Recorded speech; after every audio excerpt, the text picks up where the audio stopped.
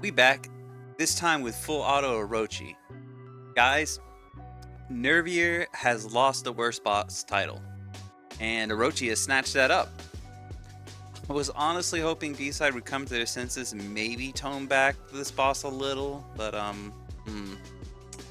the minimum score to get to is 12k, and we will do our best to reach that. I've got two setups to show: a budget team made up of farmable units, banner units, and units available through the new player selectors, and an invested team for those with more resources. Let me show you what I got. Starting us off this run with Titan lead into a Sigma deploy, and then we have our swordswomen.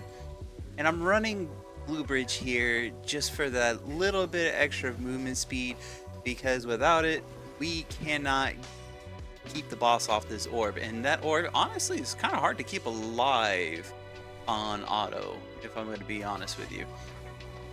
But with Blue Bridge, we're able to sit there and push the boss a little bit, get a little bit away from it so that the attacks aren't hitting it. And then we can also use the S2 on the ship to turn the boss around for a bit, which also helps out a lot. Now, our swordsman did die, but that's fine. We have a ton of bodies around the boss, and it's going to take her a very long time to get through those until she goes into her little hit check phase. And of course, we have Hilde spawning out to give us some shields so our units have a better chance of surviving this.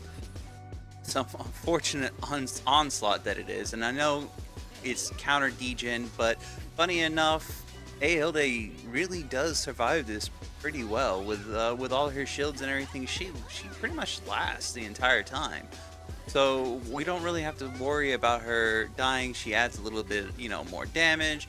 She reduces some damage on our units. All in all, it's pretty good just to have her on the team.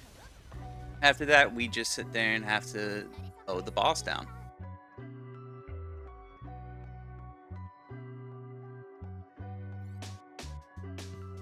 Now, oddly enough, I thought Felix was going to be a top damage, but it's actually Titan.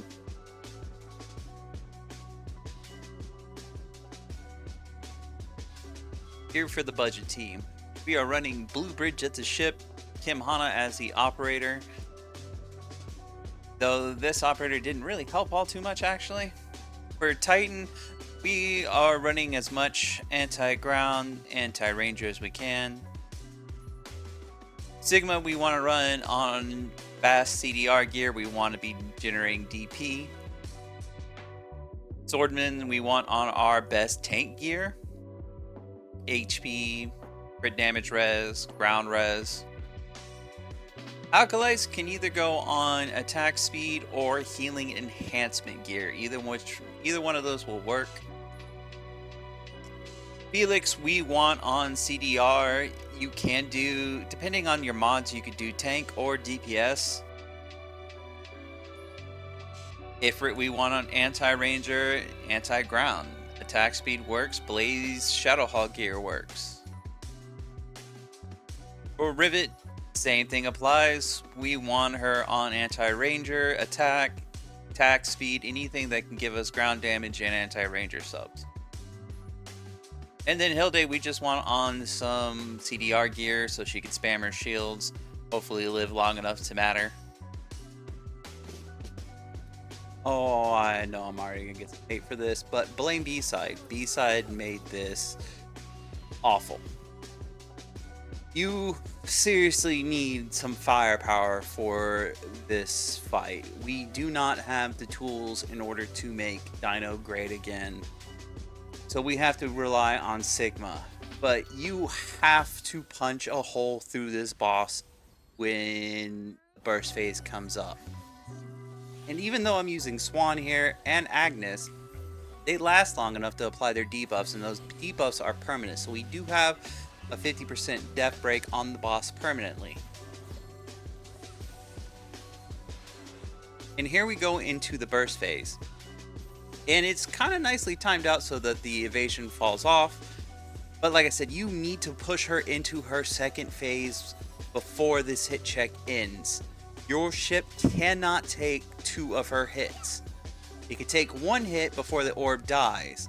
And I tried to do some cheeky things like take a non-crit like this, then take a second hit. But if that orb dies, it doesn't matter. Orochi one-shots your ship. I lost 2 ships trying and failing miserably. But if you can make it to this part right here, you're pretty much solid. Even with the attack boost, Orochi's not killing Dino anytime soon. Dino's gonna sit here and just keep smacking the boss, giving us time to redeploy our units. Which honestly, it's not gonna.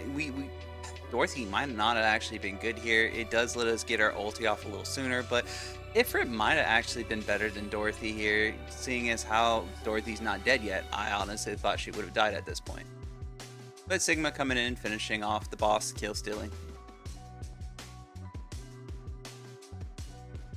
And the best part about this run is this damage chart. Orb taking #1 spot from everybody.